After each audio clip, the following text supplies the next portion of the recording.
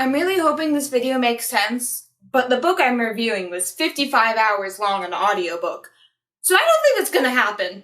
Good morning, good evening, and good night, everybody. My name is Sarah, and like I mentioned just a second ago, 55 hours. That is a long book. So today we are reviewing Oathbringer, Book 3 in the Stormlight Archives, and to say I was a little bit terrified when this came in from my library and I had 20 days to read it, would be a bit of an understatement, especially because I'm in the middle of reading Lord of the Rings at the time, so balancing high fantasy books is never fun. If you're new here, my name is Sarah. I almost never do dedicated book reviews, but I feel like the Stormlight Archives kind of deserves it, and Book 4 is coming out soon-ish. I don't actually know the actual date, but it's coming out very soon, and while I won't be reading it anytime soon, why not, build up to it while talking about Book 3, because oh boy, there's a lot to talk about. So let's get the obvious out of the way. I gave this book 4 out of 5 stars. Like I mentioned, it's a really long book. I believe it's over 1,300 pages. It is a chonker. It is a weapon. And, if you have a book that long, there's obviously gonna be some things I don't like about it. But, of course, when having a book that long, there's also gonna be things I absolutely love about it. I'm gonna try my best to balance them out. And this is book 3, so I do want to give minor spoiler warnings for book 1 and 2. But, it's a long series, and it's being published as we speak, and that's a little terrifying to be in the middle of it anyway. So, I'm gonna try and make this easy to understand for all sides of people who know what's going on, people who have no clue what's going on, people in the middle like me. I'm gonna try and make it understandable, but that's not gonna happen. It's Oathbringer, that's not gonna happen. A pretty important thing to bring up for this review, this book actually has all the major perspectives in the same general area. They're all interacting with each other. You all get to see what's going on. So unlike book 1, where it's getting the cast of characters together, and book 2, where you're introducing them, book 3 is really okay, these are our crew now, and they're coming together as, I wouldn't say a found family, but definitely as a ragtag group of people who are trying to learn how to navigate something that you thought was familiar, but definitely isn't. And it's that coming together that I feel like this book really strives in, because you get to see all these different walks of life and people from different parts of this world finally figuring out what's life like on the Shattered Plains, where the majority of this book does take place. Now, again, little spoilers for the end of book 2, the Shattered Plains kind of goes through a major shift in settings. While we had the war camps in book 1 and book 2, in book 3 we move more into the Shattered Plains almost city that they are building up in this tower that they have found. The tower itself, I feel is pretty major for what is going to be happening in book 3 and onwards, about how this place is being set up, because I want to say the tower is almost a character in itself, which, on the one hand, I'm a little worried about, but on the other, I'm intrigued, because you almost never see characters who are settings, and I'm this has potential. I just realized that the tower might be referencing tarot cards, because if you know tarot, the tower isn't exactly the best card to get when drawing. It kind of is a vaguely unsettling card. So going forward in the future, I would be looking out for things that relate back to tarot in what might be foretold, because this book actually does have some commentary on foreseeing, telling the future, understanding what might be coming. It's that is almost, on the one hand, it's taboo, but on the other hand, they do it through math. And I'm that's interesting the way that's being paralleled here, and maybe that might be brought together with the tower, but that's just me trying to take my guess at book 4 and forward. The world itself, not just the setting of the Shattered Plains, is so wonderful and beautiful. You don't get as many touches of the outside world as you did in book 2, because book 2 had a lot of interludes that took place outside of this general war camp. Book 3 kind of kept all the interludes closer, but I still loved this world. And that little thing that was revealed near the end of what exactly is going on in this world, amazing, stunning. The details that were being dropped, you could have almost picked it up from book 2, but you didn't think they were going there, but they went there, and I'm that alone is amazing. So, high points for that. I feel I'm not giving my thoughts in a right, concise manner, but I wanted to touch on the setting first and foremost, because I feel that was the basis for a lot of this book, was exactly where the story is being, set in. Cycling back to the characters, there is a thing I'm a little hesitant to comment on, but that is the crisis of identities and almost identity disorders that are going through some of the characters. Specifically Shalom, there's a word for what it is that she's experiencing, and I'm really scared of getting it wrong, because I personally don't have any identity disorders or what exactly is going on. I think the closest it has been described to me is dissociative identity disorder, but I'm worried to like get that wrong, but essentially in her character, because she is an illusionist, because she can do things that like, she's known as a light weaver, like she ends up creating different personalities and different illusions that she can take on when doing different tasks.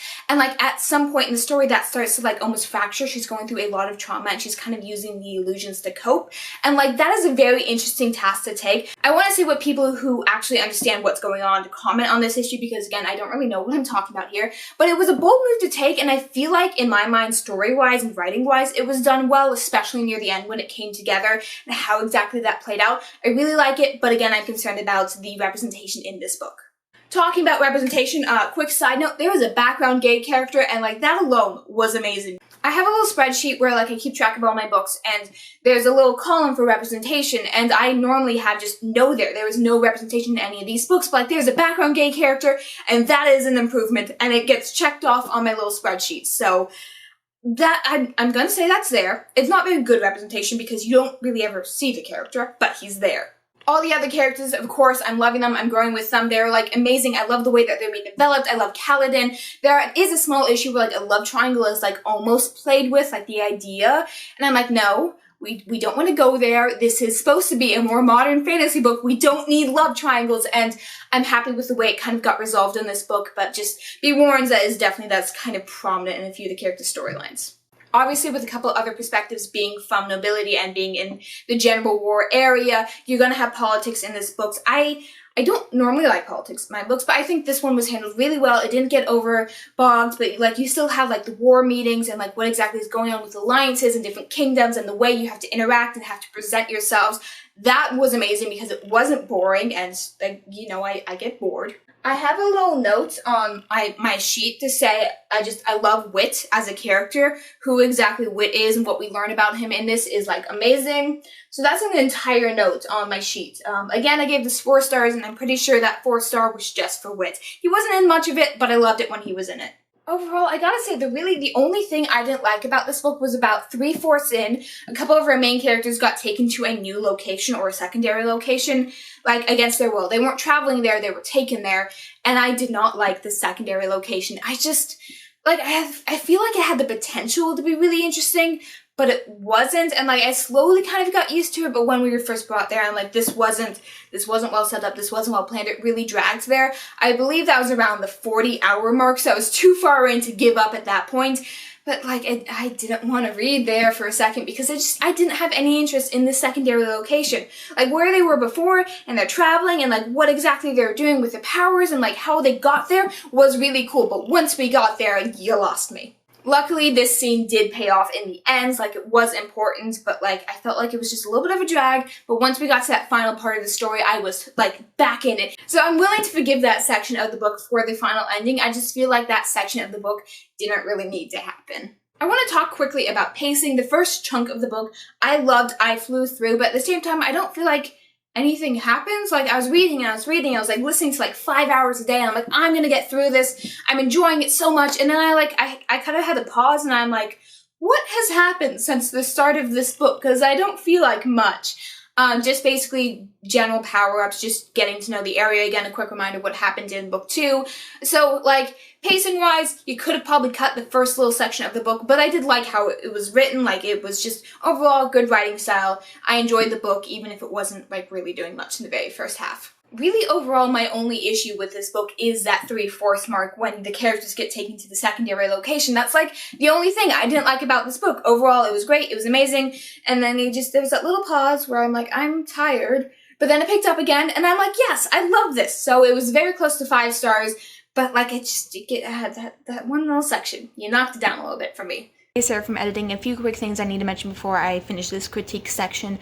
I couldn't let this review end before I discuss it. So first of all, about that section I didn't like, about 3/4 into the book, it felt like it was there just to stop the main characters from getting to the final conflict too quickly. So that was like my main reason I didn't like it. Second, which there was not enough Bridge 4 in this. For how much I love Bridge 4, they weren't really in this at all, which sucks because of how much they meant to Kaladin, and they just like weren't there for that. Third of which, there was things needed and important in that final piece of the story, that final battle that they all had to get to, that like were just thrown in at the last possible second. And the fact that this book is 55 hours long and we learned about it in the final interlude, like it was in an interlude. Like you could have put that in the beginning of the book and like hinted at it throughout the story, but no, it was like we only even like begin to hear of like the thing that they needed in the last interlude. Like what the idea was kind of hinted at before, but like everything else was just last second thrown in, which was like really disappointing for me. So that's all I had to add back to Past Me and to like finish talking about how much I love this book. Like I mentioned before, this audiobook is 55 hours long, roughly 1,300 pages. And I somehow managed to finish it in 9 days, which I have no clue how I did that. That's insane. I really enjoyed it. I just, like, there were times when I didn't want to stop reading it, but at the same time, there were definitely times I did want to stop reading it. So that minor issue aside, I enjoyed this book. I love this book. I highly recommend this series. This is a high fantasy, but it's not a very difficult high fantasy to get into. So if you're a reader trying to look into more high fantasy stories, I would recommend the Stormlight Archives. Just be warned, it is a bit of a time commitment, if nothing else. That is kind of it for my review today. I really felt like this was a story that deserved its own dedicated review, even though I don't do too many of those anymore. Thank you guys all so much for watching. If you have any of your own thoughts and comments, please leave them down in the comment section down below. Be wary of spoilers, but I'm willing to have that discussion. While you're down there, don't forget to hit like and subscribe, and as always, good night, good evening, and good morning, everybody.